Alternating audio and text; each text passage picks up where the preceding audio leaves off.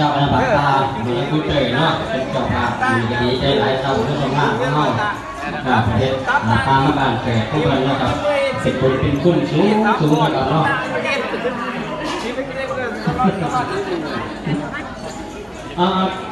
จับทักไว้ว่าทักไว้ไหนพม่าเองจะทักไว้นะครับเขาก็เรียกกับก้อนผ้าทรงเรียกทางต่างนี่พ่อเป็นผู้ผ้าเขาว่าอย่างนี้ก็เลยเขาว่าใกล้ๆเลยเขาว่าตี้เขาว่าตี้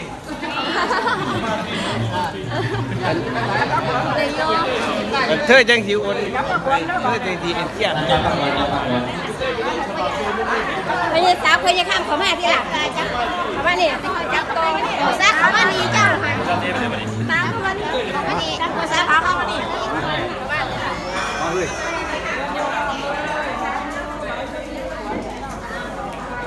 ของผู้เกิดเป็นผู้นำมากเลยผู้สูงขนาดเลยด้วยในในผู้เดือนผู้สูงสงสารเนี่ยเพิ่มมากอีก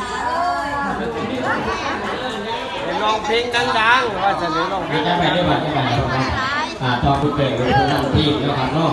นะครับต้องไปเรียนขอให้ชาวคณะบัตรตาผู้เกิดมีความสุขความเจริญปรารถนาสิ่งใดขอให้ได้สมดังปรารถนากันเลย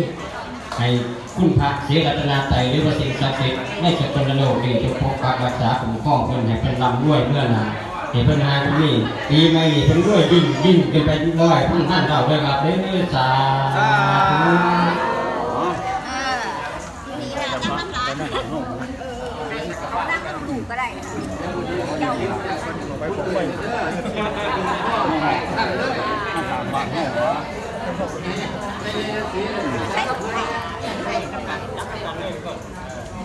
ได้ทำคาเฟ่ค่ะยายโดนดึงในบ้างคาเฟ่จะใช้แผ่เป็นปืนแอลผูกแอลเสื้อแดงตามหาที่ร้านมาผูกแอลคือจะ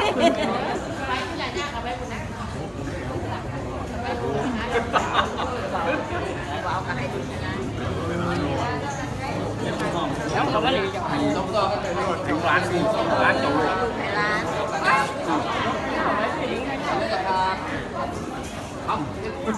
คือน้องมาติ่งเก็บแล้วเป็นตัวไปเลยอย่าทิ้งไปเลยเลยนั่นดูข้ามไปทุกคนเลยครับต่อกันได้ครับ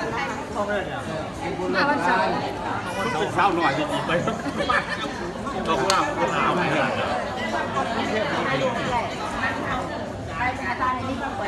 ครับจับต่อกันไปเลยครับสายสินเพชรบุญชาติตักว่าเรื่องขันเรื่องจูงขันนะครับเอาเลยครับผู้ใดว่าถึงกันจับต่อกันไปครับจับต่อกันอยู่แล้ว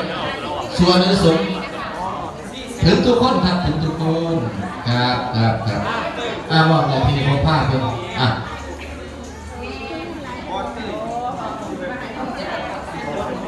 ขอบคุณครับเนาะขอบคุณตัวพิธีให้ภาพเลยนะครับในวันที่วันจะมาถามปางเจ้าตัวเป็นสิ่งใดนะครับเ